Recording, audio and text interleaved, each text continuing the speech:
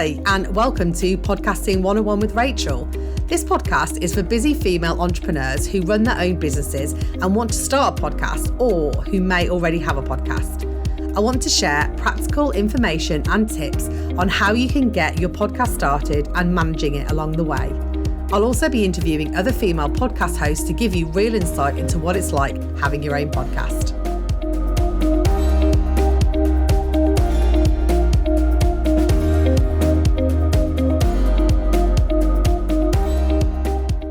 Hi, everybody, and welcome to this week's episode. Today, I am welcoming Nicole Cheri Oden. Nicole is an attorney and legal consultant from the States who helps online service providers and digital content creators. She is also the host of the Uncomplicating Trademarks private podcast, which is why I've invited her here today to share her podcast insights and experience with all of you. So welcome, Nicole. Thanks, Rachel. I'm excited to be here. Yeah, I'm excited to chat to you. It's been a while since we chatted because we met. I'm trying to remember the year. I feel hard when it was through Michelle Denio's Accelerated Business Alliance. Are you still part of the alliance? No, so the alliance is no longer going. She's relaunched a year-long focused visionary program, and that I am a part of, and that actually just kicked off in December, and that's been great. Oh, this is her planning thing. Yes, I've heard about her because she used to just do the single planning thing, didn't she? Like the December, and then she's made into a year-long program now. Well, I love Michelle Denio's podcast, her Strategy One. I still listen to that, and that's how I kind of got to know you and Michelle. So just for a little bit of context for listeners. So do you want to just let us know a little bit more about what you do and also like why you decided to start a podcast? Yeah. So like you said, I'm a licensed attorney in California. I've been licensed for 12 years now, and I work pretty much primarily with online business owners. And so a lot of coaches, agency owners, social media managers, VAs, those types of clients. And I mean, if we're being honest, legal can feel very dry, and people have a very clear impression of what they think legal is and what an attorney looks like and what the process looks like. And so for me, starting the private podcast was a way for me to connect with not only potential clients, but also current clients, because it's become a great resource for me to send current clients to if they have questions and like want to flush something out a little bit more. Maybe after we have a strategy session and it's kind of reinforcing something we talked about. So it's become a great resource kind of for various reasons in my law firm. Yeah, I think that when people hear kind of legal, it's like, oh, I don't know about it and what the kind of process is as well. So it can be quite sometimes a daunting thing, I think.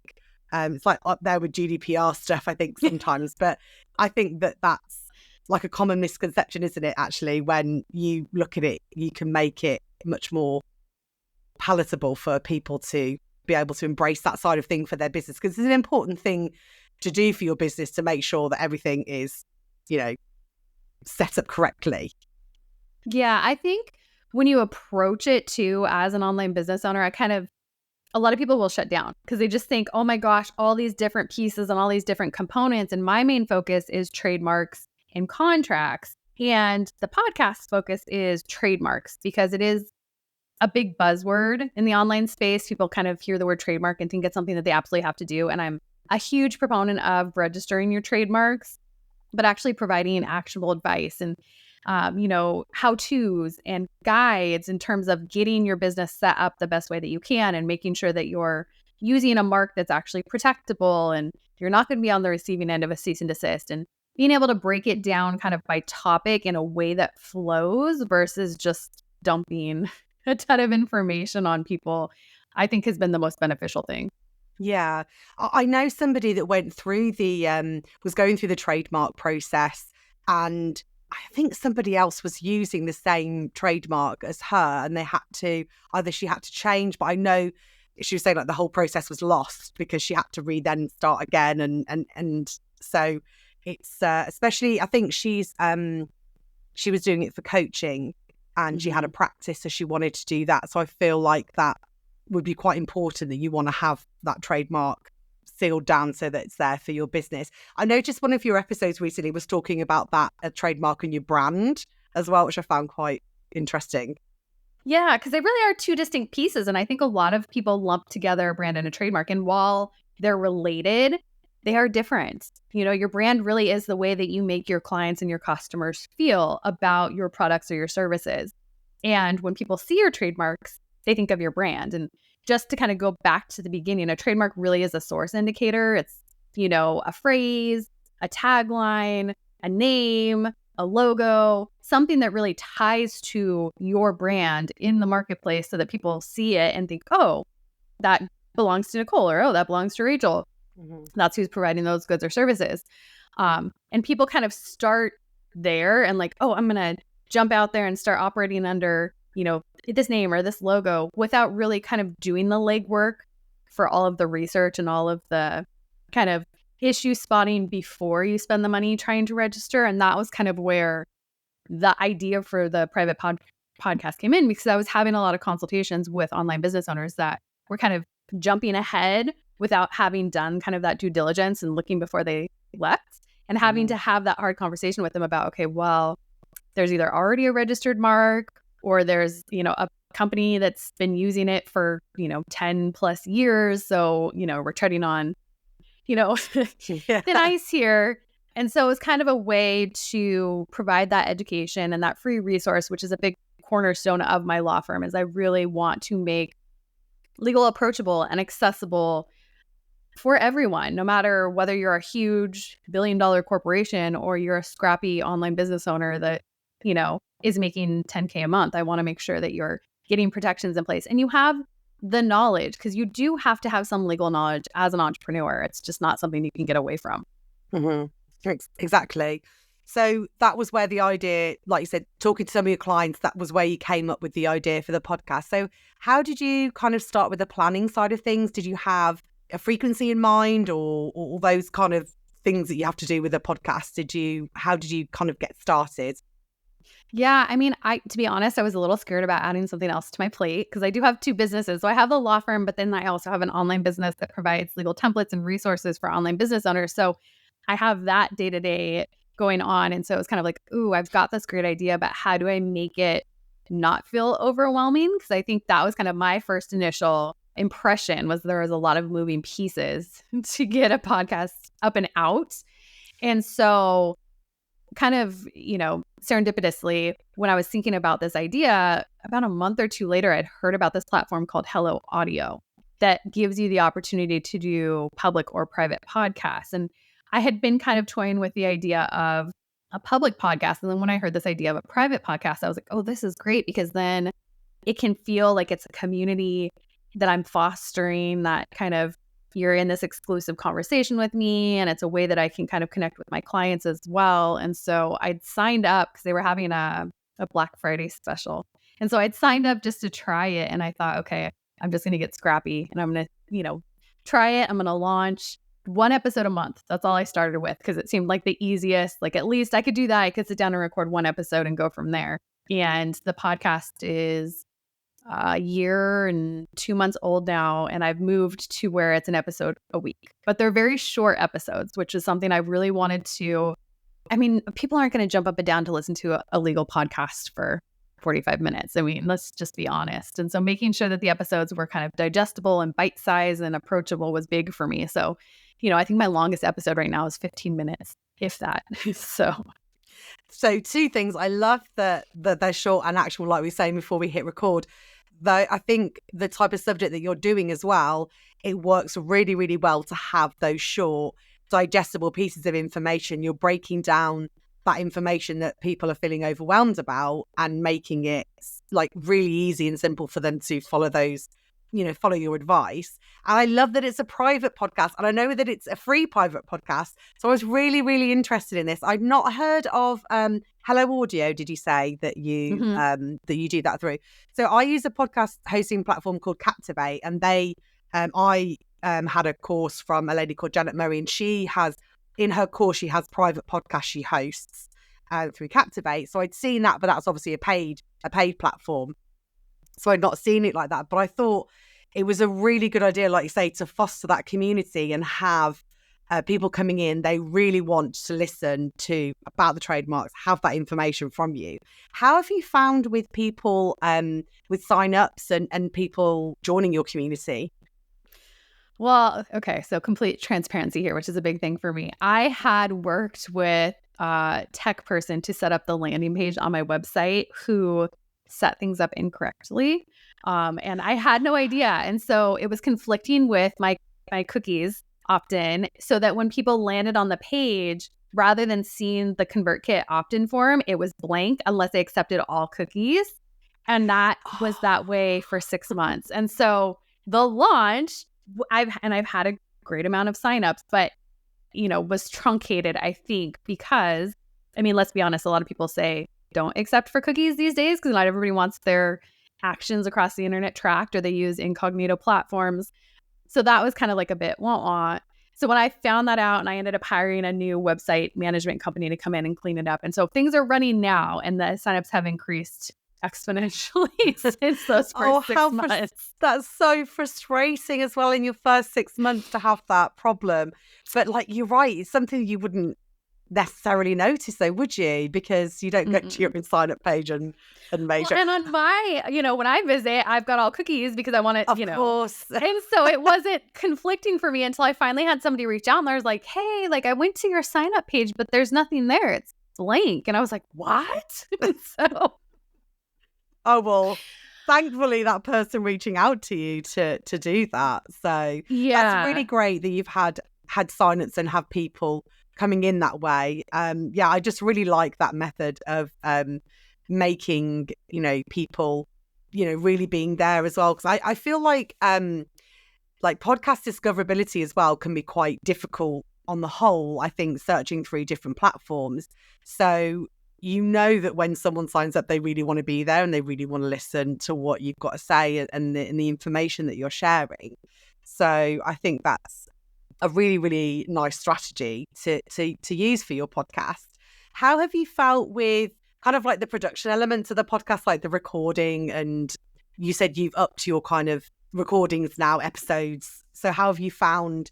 Because I think like one of the biggest things I say to people is have you got time for a podcast? Can you fit in your business? And I think, you did the sensible thing where you look at what you can manage, because I think it's overwhelming starting a new project anyway, but then trying to crowbar it in when actually you don't really have the time is just so difficult, I think, as well. So how have you found things have evolved over just over a year that you've been podcasting?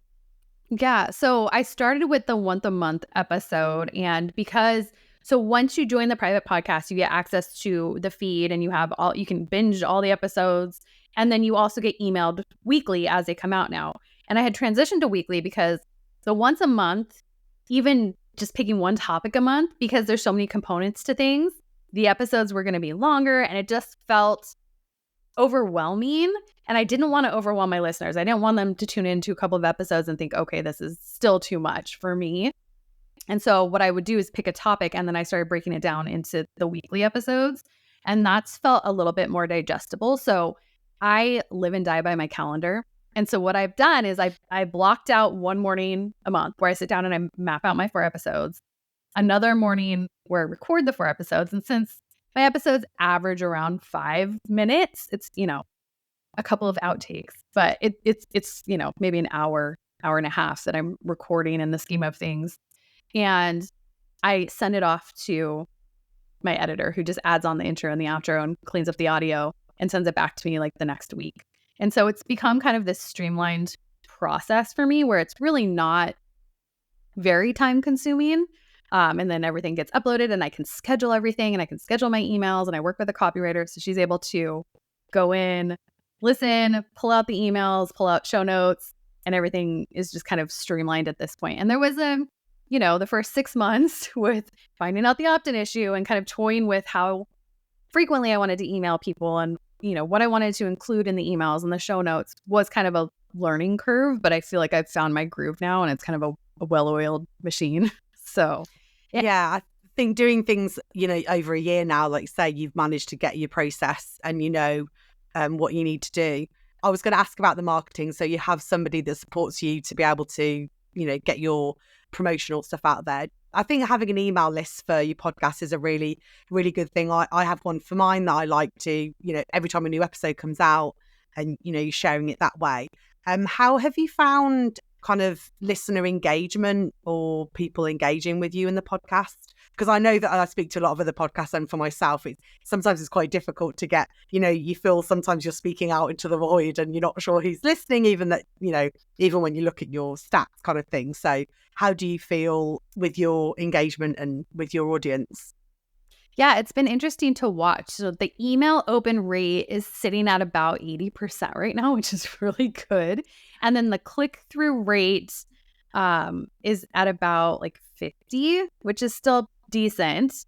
And then I'm finding that the episode downloads is going up. Like the further I get, and I think part of that too is testing the subject lines. So I find that the episode titles and the subject line of the emails, when they correspond with something that's kind of a pain point that I've heard about from clients versus more of an informational title, they're opened more frequently and listened to more frequently. So that's been an interesting, trying to find that balance too. That's really interesting. Subject lines, I find them very difficult myself to create subject lines that you hope that that people are going to find that stand out. It's just kind of like another piece that you need to fit in. Is it your copywriter that comes up with helps you with the subject lines and things? Because I use a lot of I sometimes use AI to help give me some enticing words that I can build into what I already kind of have for the episode. Yeah, so I adore my copywriter.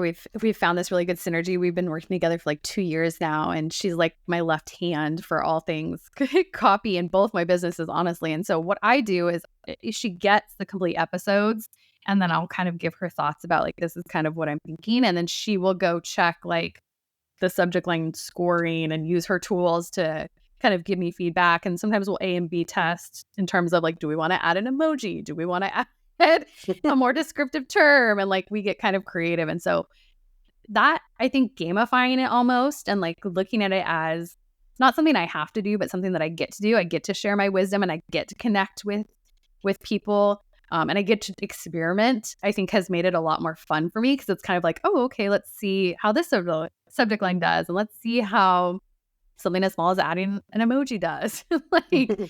It's made it a little bit more fun and not so much of this is something I have to sit down and do this month.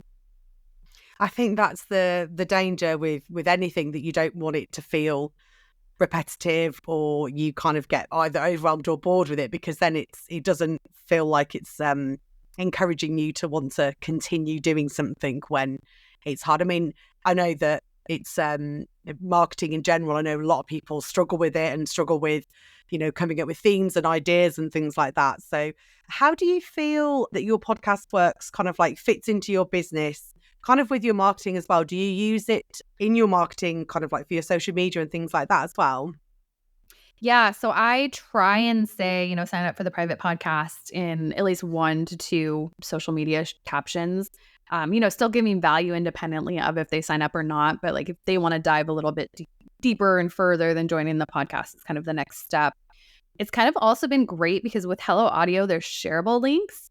So sometimes with a client, I'll have a conversation about, the supplemental register or classes, so we'll have a conversation, then I can shoot them an email and be hey, if you wanted to kind of reinforce what we talked about, or, here's an episode, and I can literally send them the link so that they can listen without even having to sign up for the podcast. So that's really nice. Yeah. Yeah. So something I'm toying with is I'm going to be actually adding in another opt-in that's kind of even more ground level about naming, because that's kind of the crux, right? Is you're trying to come up with a name for your product, your service, your business, and kind of the legal things to think about in a more approachable way. And then we're going to curate kind of a library of episodes where they don't have to necessarily sign up, but they kind of tie to the download, and then they have the option to continue to get the episodes. And so that's something that we're toying with now. So it's still evolving, it's still growing, it's become a really fun tool. Yes, I'm excited to see kind of where we grow and where we build from here. Yeah. So kind of like a private playlist almost. Mm-hmm. Yeah. I love that idea. Actually, Devin Lee as well, don't you? Yeah. So Devin, I remember when I met her, she had a playlist for all the podcasts that she'd been on. And that's kind of like the first time, this was, over a year ago now, but that was the first time I'd come across like curated playlists for podcasts. I'd seen obviously curated playlists for music and things like that, but I'd never really thought about them in terms of podcasts. And I loved the idea that she could have that on her website, have all the all the episodes that she's been on, to promote them. And then, because I created one myself, like for just the beginner episodes and things like that. So I think that as time goes on, and like you say, different things come up and different topics, you can pull out those themes and share those as a playlist. So I think that's a really nice way also to get people introduced to your podcast as well. And then they can choose to kind of like get the rest of the episodes after having like access to that playlist.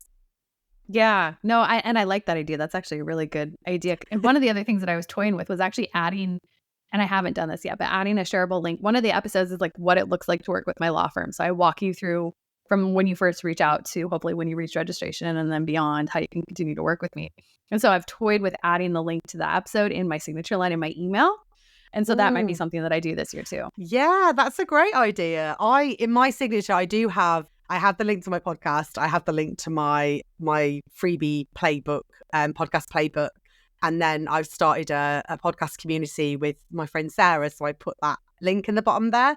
I think having that, because it's kind of like prime real estate, isn't it, really? If someone's looking at your signature and you make it look really fun. I wonder whether you can, I don't know whether you can like actually embed the episode in the bottom of the email signature. That would be quite interesting to find out whether you can actually do that. But I'm not sure whether that's capable or not. But like you can on your website, you can embed like a player. Although when I've ever tried to embed the actual player in an email, I've never managed to get it to work properly. So I just have a link to go to the player itself. But I've seen people embed the player in the email before, but mine never seems to show up. Maybe that's just my email provider. But I think things like that on emails, I think it could work really well, especially when you're reaching out to new people and things like that. Make it like, all pretty for people to click on. Yeah. And zhuzhing up my email signature line this year is on my to-dos. So yeah, I did mine last year. I was like, I'm going to make it look all pretty. If like, but I kind of create an image, and I don't know whether you can put links in there. Canva's a great thing for helping you with design work. I found when I first started my business, discovering Canva was like, oh my gosh, I love this. Yeah, no, Canva I think was one of the very first spends when I launched. Yeah, mine now too. It's a suck hole for me because I can spend way too long in Canva. So I have a graphic designer as well that I'm happily like here. Yeah. So that I don't spend hours upon hours tweaking fonts and sizes and yeah, it can get quite time sucky.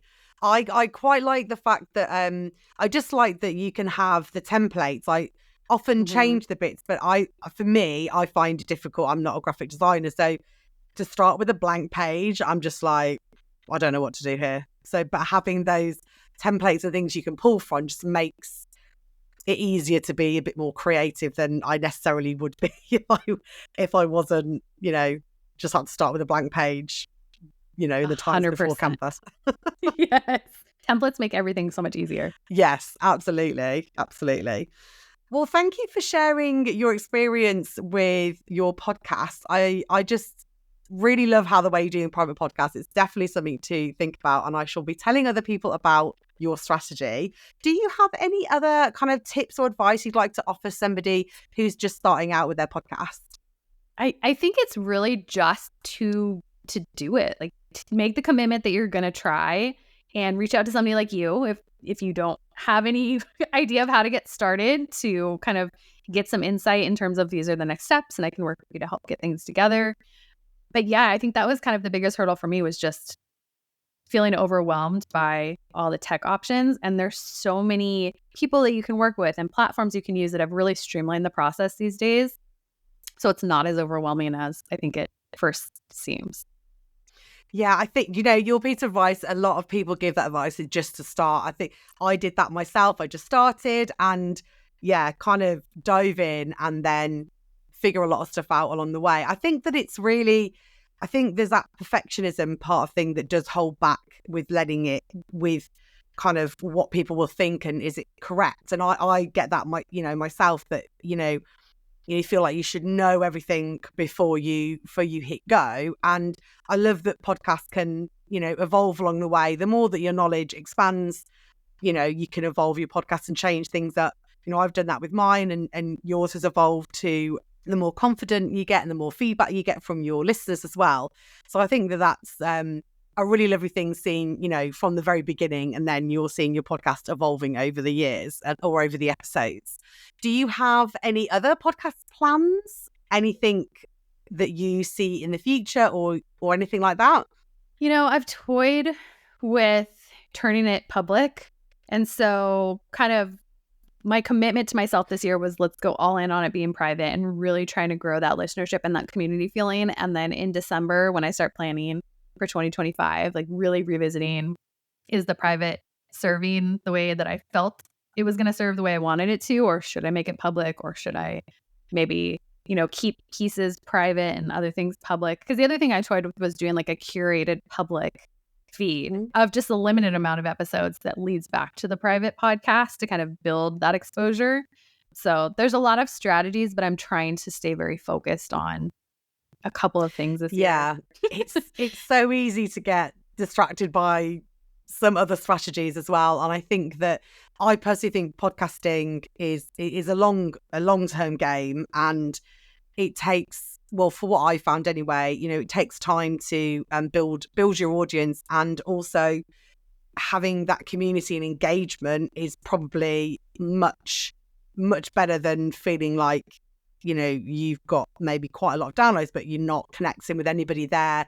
And also you want it to help, your podcast is for your business. You want it to be able to support your business in that way.